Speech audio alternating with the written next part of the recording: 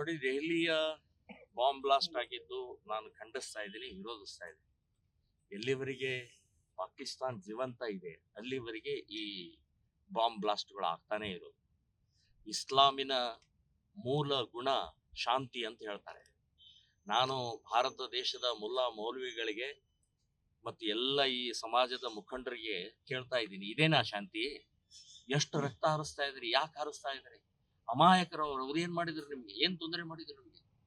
So ಈ ರೀತಿಯ ರಕ್ತ ಹರಿಸೋದು ಶಾಂತಿ ಅಲ್ಲ. ಇದು ದ್ರೋಹ, ಇದು ದೇಶದ್ರೋಹ, ಇದು ಸಮಾಜ ದ್ರೋಹ, ಇದು ಸೊ ಕಂಟಕ ಆಗಿದ್ರೆ ಕ್ರೌರ್ಯ, ರಾಕ್ಷಸಿ ಪ್ರವೃತ್ತಿ ಇದು. ಸೊ ಈ ರೀತಿಯ ಡಾಕ್ಟರ್ಗಳು 6 ಜನ ಡಾಕ್ಟರ್ಗಳು, ಏನ್ ಡಾಕ್ಟರ್ ಕೆಲಸ ಏನ್ರಿ? ನೀವ್ ಯಾಕೆ ಓದಿದಿರಿ? ಇಂಜೆಕ್ಷನ್ ಕೊಟ್ಟು ಔಷಧಿ ಕೊಟ್ಟು ಆಪರೇಷನ್ ಮಾಡಿ ಜೀವ ಉಳಿಸೋಕೆ ನೀವು ಓದಿದಿರಿ ಅಥವಾ ಕೊಲ್ಲಾಕ್ ಓದಿದಿರಿ? ನೀವು ಗಲ್ಲಿಗೇರಿಸ್ಬೇಕು ಅವ್ರನ್ನ, ಶೂಟ್ ಅಟ್ ಸೈಟ್.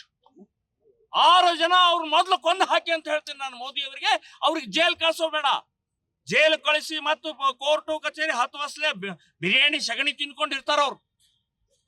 ಸೊ ಇಂಥ ದ್ರೋಹಿಗಳನ್ನ ಮಟ್ಟ ಹಾಕೋಕೆ ಶೂಟ್ ಅಟ್ ಸೈಟ್ ಒಂದೇ ಅಂತ ಅನ್ನುವಂಥದ್ದು ನಾನು. ಸರ್, ದೇಶದಲ್ಲಿ ಇಷ್ಟೊಂದು ಸಮಗ್ರವಾಗಿರ್ತಕ್ಕಂಥ ರಕ್ಷಣಾ ವ್ಯವಸ್ಥೆ ಇದ್ರೂ RDX ಒಂದು ನುಸುಳಿ ಬರುವಂತ ಒಂದು ಇದು ರಕ್ಷಣಾ ವ್ಯವಸ್ಥೆ ವೈಫಲ್ಯ.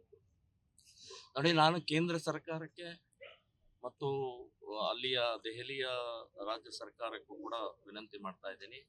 ನೀವು ಹೊರಗಡೆ ಗಡಿ ರಕ್ಷಣೆಯಲ್ಲಿ ಬಹಳ ಯಶಸ್ವಿಯಾಗಿ ಚೆನ್ನಾಗಿ ಮಾಡಿದಿರಿ, ಆದರೆ ಒಳಗಡೆ ಆಂತರಿಕ ರಕ್ಷಣೆಯಲ್ಲಿ ನಿಮ್ದು ಬಹಳಷ್ಟು ಲೋಪ ದೋಷಗಳು ಸಾಕಷ್ಟು ಇದಾವೆ.